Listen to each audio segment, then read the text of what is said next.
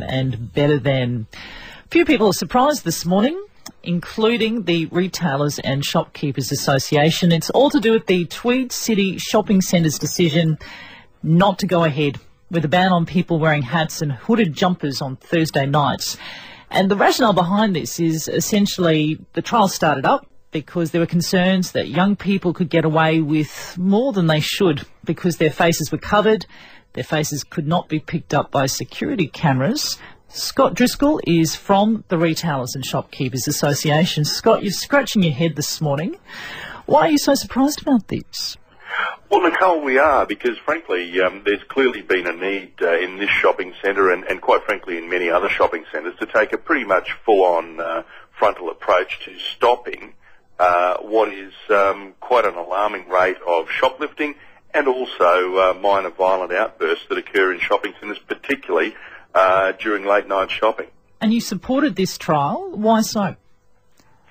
Oh, look, we want to make sure that when people go out to a shopping centre that they're safe and also that retailers are protected against what is a near-on $1 billion scourge on the industry, which is the cost of shoplifting in this country every single year.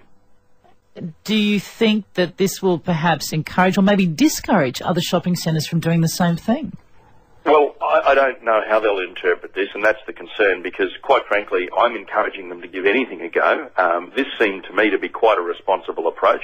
If anyone walks into a post office or a bank these days, they'll see signs at the front that says, remove things like, motorbike helmets and so forth. I mean, anything that's actually going to stop people being easily and reasonably identified by security cameras is a clear problem if what you're trying to do is make your environment safer and more, of an environment that people would want to come and shop and feel confident with their family. How much do we know, though, really, as to how effective something like this is in stopping people from getting up to mischief and doing the wrong thing? Oh, I think the anecdotal evidence is extremely strong that it is very effective. I mean, if people actually know that they can get caught on a camera, and let's be really frank about this, and the civil libertarians might want to turn their radio down at the moment, but let's be really honest about it. A lot of people that wear these hooded jumpers, into environments, and it's quite obvious, into environments where they're actually going to not be seen by security cameras, are doing it for a reason. I mean, that's just, common sense to suggest. And look, the people that aren't, what's the harm in flicking back the hood of a jumper when they're inside anyway? I mean, it's a bit of common courtesy and going back to some manners. So, quite frankly, I don't see what this is all about. Why not take an aggressive stance? Why not actually do something to protect the 99% of the community that is actually out there doing the right thing?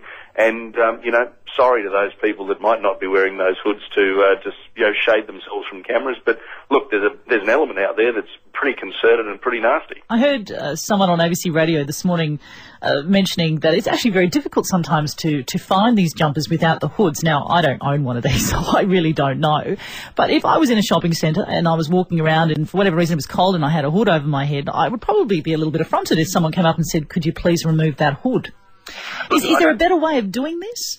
Well, look, I don't necessarily think that, people that are in shopping centres, I mean, those things are climate controlled. I mean, everyone is experiencing the same temperature, and quite honestly, they're a very temperate level of a setting that is put on in any shopping centre. So, people are not going to be freezing their ears off when they're walking around a shopping centre, quite frankly. And look, these things can be worn without the hood over their head. I mean, they can wear them as normal jumpers. And, the same way as banks or post offices will request that people remove garments such as motorbike helmets when they come in so that they can't be shielded from cameras. It's just the same. So long as these notices of request to do so are actually put at the entry points and are made a condition of entry, then people are being compliant.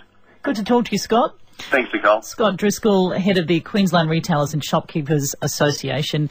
And if this is a shopping centre that you frequent, or perhaps your local shopping centre, you think they should introduce something similar, would you care? Would you mind? Do you think that this ban should be reintroduced? It was a trial.